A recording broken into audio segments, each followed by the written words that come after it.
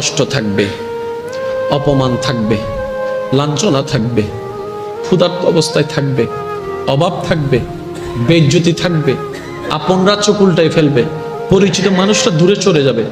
এগুলো হবেই হবে, কারণ মওলা যেখানে থাকবে সেখানে দুনিয়া থাকতে পারে না।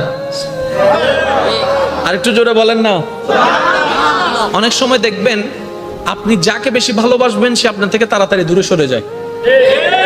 আমি বলছি জীবনে মিলে কিনা দেখেন, আপনি যার প্রতি বেশি আস্থা রাখবেন সে যত দ্রুত আপনার থেকে আস্থা ভেঙে ফেলবে। আপনি যার প্রতি বেশি ডিপেন্ডেন্ট হবেন সেই বেশি আপনাকে ধোঁকা দিবে। আপনি যাকে বেশি বিশ্বাস করবেন এই দুনিয়ায় দেখবেন যে কেমন জানি সে চেহারায় পাল্টাই ফেলছে, কেমন কেমন জানি ইচ্ছাই হোক অনিচ্ছাই হয়ে যায়। এক কথায় আপনি আমরা এই দিলে যাকে বেশি জায়গা দিই সে কেমন জানি তাড়াতাড়ি দূরে সরে যায়, কেমন জানি তার সাথে আমাদের সম্পর্কটা দূরত্ব হয়ে যায়। এটা কেন হয়?